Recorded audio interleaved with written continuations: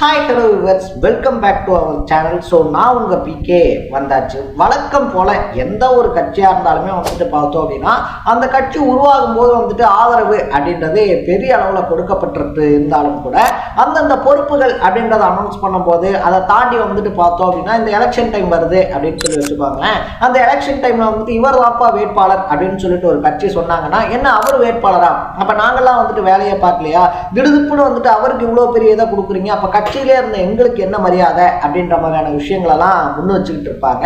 So இது பார்த்தோம் அப்படின்னா எலெக்ஷன் டைமு அப்படின்னு மட்டும் நம்ம சொல்ல முடியாது. மாவட்ட செயலாளர்கள் பொறுப்பு அப்படின்றது வரும்போது பார்த்தோம்னா ஒருத்தர் மாவட்ட செயலாளராக போட்டாங்க அப்படின்னா அவர் சார்ந்த கோஷ்டி பரவாயில்ல, கட்சி தலைமைக்கு நம்ம தலைவர் செஞ்ச வேலையெல்லாம் போய் சேர்ந்துருக்கு, அதனால நம்ம தலைவருக்கு பார்த்தோம் அப்படின்னா இந்த மாவட்ட செயலாளர் பொறுப்பை கொடுத்துட்டாங்கப்பா அப்படின்னு சொல்லிட்டு கொண்டாடுவாங்க. அட் த சேம் டைம்ல பார்த்தோம் அப்படின்னா அவங்களுக்கு நேர் எதிராக இன்னொரு கோஷ்டி இருப்பாங்க. அவங்களுக்கு எப்படி நீங்கள் போயிட்டு இந்த மாவட்ட செயலாளர் பதவி அப்படின்றதெல்லாம் தரலாம், நாங்கள் தானே அவங்கள விட அதிகமாக உழைச்சிருப்போம் அப்படின்னு சொல்லிட்டு ஒரு பிரச்சனை கிளம்பும். அதுக்கு பேர் தான் அரசியலில் கோஷ்டி மோதல் அப்படின்னு சொல்லுவாங்க.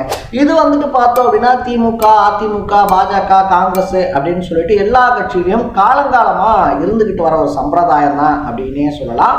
பட் இப்போ அது யூனிக்கான விஷயம் என்னவா இருக்கு அப்படின்னு சொல்லி பார்த்தோம்னா தாவேகாலையும் அந்த கோஷ்டி பூசல் அப்படின்றதே வெடிச்சிருக்கு. அது எந்த அளவுக்கு வெடிச்சிருக்கு அப்படின்னு சொல்லி பார்த்தோம்னா எனக்கு ஏன் நீங்க மாவட்ட செயலாளர் பதவி தரல அப்படின்னு சொல்லிட்டு தூத்துக்குடியை சேர்ந்த பெண் நிர்வாகியான அஜிதா ஆக்னஸ் தாவேகாவுடைய தலைவரான விஜயாவுடைய கார் இருக்கு இல்லையா, காரை மறிச்சதோட மட்டும் இல்லாமல் படையூர் அலுவலகத்திலேயே உட்காந்து தர்ணா போராட்டத்திலையும் ஈடுபட ஆரம்பிச்சிட்டாங்க.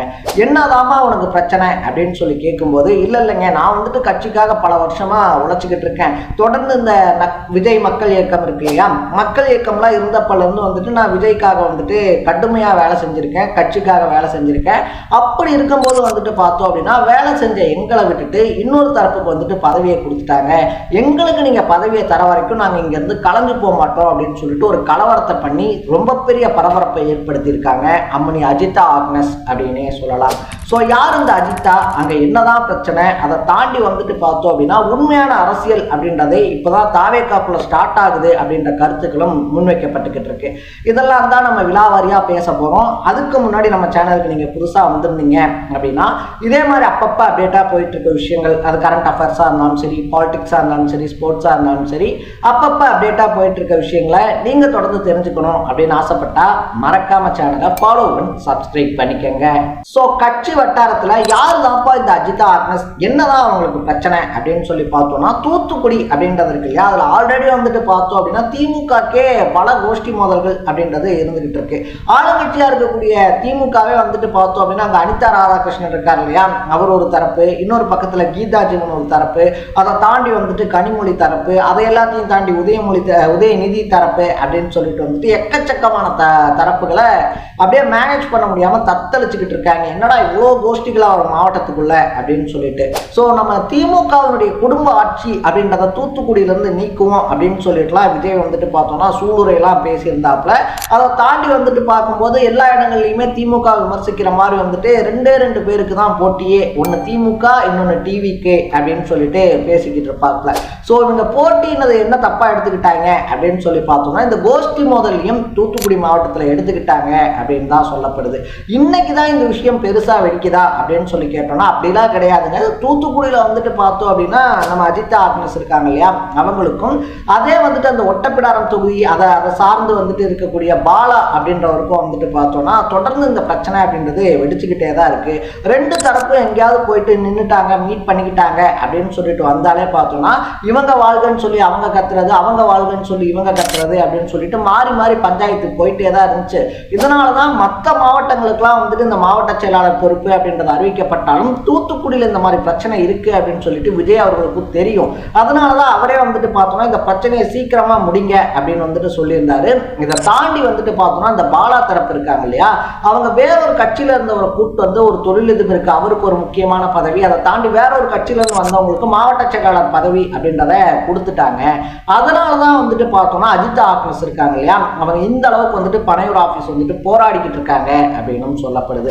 ஸோ அஜிதா அவங்க சார்ந்த குழுவினுடைய கோரிக்கை என்னவா இருக்கு அப்படின்னு சொல்லி பார்த்தோம்னா, நாங்க இந்த கட்சிக்காக ஒரு 10 வருஷத்துக்கு மேல உழைச்சிக்கிட்டு இருக்கோம். அது மட்டும் இல்லாம வந்துட்டு பார்க்கும்போது நாங்க 1 கோடி ரூபாய்க்கு மேல செலவும் பண்ணியிருக்கோம். இதெல்லாம் வந்துட்டு யாருக்காக பண்ணது? தலைவருக்காக பண்ணதுதான். அப்படி வந்துட்டு எங்களுடைய குறைகளை நாங்க முன்வைக்க போகும்போது காரை கூட நிப்பாட்டாம போயிட்டாரு. கார்ல இருந்து வந்துட்டு பார்த்தோம்னா விஜய் அவர்கள் இறங்கி என்னன்னு கூட கேட்கல அப்படின்றதும் அவங்களுடைய ரொம்ப பெரிய ஆதங்கமா இருக்கு. ஒண்ணு, நாங்க வேலை பார்த்ததுக்கான அந்த அங்கீகாரம் அப்படின்றத நீங்க கொடுக்கணும்னா அந்த பதவியை கொடுங்க. அதாவது மாவட்ட செயலாளர் பதவி இருக்கு இல்லையா, அந்த மாவட்ட செயலாளர் பதவியை கொடுங்க. அப்படி நீங்க கொடுக்கல அப்படின்னா போற உயிர் பனையூர்லயே போகட்டும் அப்படின்னு சொல்லிட்டு அங்க இருக்கக்கூடிய எல்லாருமே அந்த பனையூர்லயே உட்காந்து பஞ்சாயத்து பண்ணிக்கிட்டு இருக்காங்க.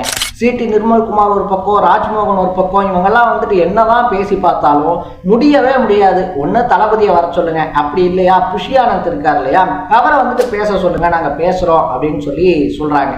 பட் விஜய் அவர்கள் என்ன வேகத்துல வந்தாரோ அவர் வரும்போதே வந்துட்டு பார்த்தோம் அப்படின்னா காரை மறிச்சிட்டாங்க. ஸோ அவர் வந்தோடனே பார்த்தோம்னா ஃபர்ஸ்ட் ஒரு அப்செட்டு அப்படின்ற மாதிரி சொல்லிட்டாங்க. அதனால வந்த வேகத்திலே வந்துட்டு விஜய் இருக்கார் இல்லையா, இந்த பிரச்சனையெல்லாம் பேசி முடிங்க அப்படின்னு சொல்லிட்டு நான் அன்னைக்கே சொன்னல. இந்த மாதிரி வந்துட்டு ப்ரெஸ்லையா இருந்தாலும் சரி, அதை தாண்டி வந்துட்டு பார்த்தோம் அப்படின்னா இதுவே பெரிய பிரச்சனையா பேசிடுவாங்கன்னு சொல்லிட்டு நான் தெளிவாக தானே சொல்லிட்டு போனேன். இது நீங்க இன்னும் பேசி முடிக்கலையா அப்படின்ற மாதிரி வந்துட்டு பார்த்தோம்னா இதை பேசி முடிங்க ஃபர்ஸ்ட் அப்படின்னு சொல்லிட்டு அவர் கிளம்பி போயிட்டாரு.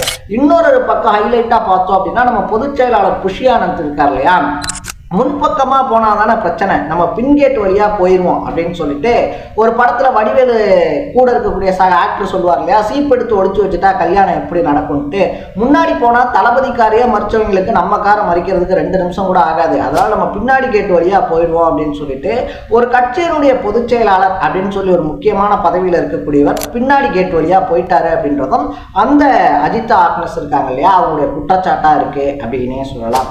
என்னதான் இருந்தாலும் வேற ஒருத்தருக்கு பதவிகள் அப்படின்றது போட்டிருந்தாலும் ஒரு பொதுச் செயலாளரா வந்துட்டு கட்சியை வளர்த்தவங்க, அதை தாண்டி கட்சிக்காக உழைச்ச அஜிதா ஆக்னஸ் மாதிரியான ஆட்களுடைய கோரிக்கை என்ன அப்படின்றத கூப்பிட்டு கேட்டிருக்கணும் அப்படின்றதுதான் பலருடைய கருத்தாவுமே இருந்துகிட்டு இருக்கு. ஸோ இப்படி தளபதி அவருடைய காரையே மறிச்சு ஒரே நாளில் தாவேக்கால உச்சகட்ட பரபரப்பை ஏற்படுத்தியிருக்காங்க அஜிதா அப்படின்னு தான் சொல்லணும். ஸோ நீங்க அஜிதா ஆக்னஸை பத்தி என்ன நினைக்கிறீங்க? அதை தாண்டி இந்த வீடியோவை பார்த்துக்கிட்டு இருக்கவங்க தூத்துக்குடி சைட்ஸ்ல இருந்தீங்க அப்படின்னா அங்க யாருக்கு மாவட்ட செயலாளர் பதவி அப்படின்றது கொடுக்கப்பட்டிருக்கு, அதை தாண்டி வந்துட்டு இதுக்கு பின்னாடி இருக்கக்கூடிய விஷயங்கள் ஏதாவது இருக்கு ரொம்ப முக்கியமா அப்படின்னா அதை மறக்காம கமெண்ட்ல போட்டு சேனலை ஃபாலோ அண்ட் சப்ஸ்கிரைப் பண்ணிக்கோங்க. நாளைக்கு இதே மாதிரி இன்னொரு இன்ட்ரெஸ்டிங்கான வீடியோவோட சந்திக்கலாம். டாடா, பை பை.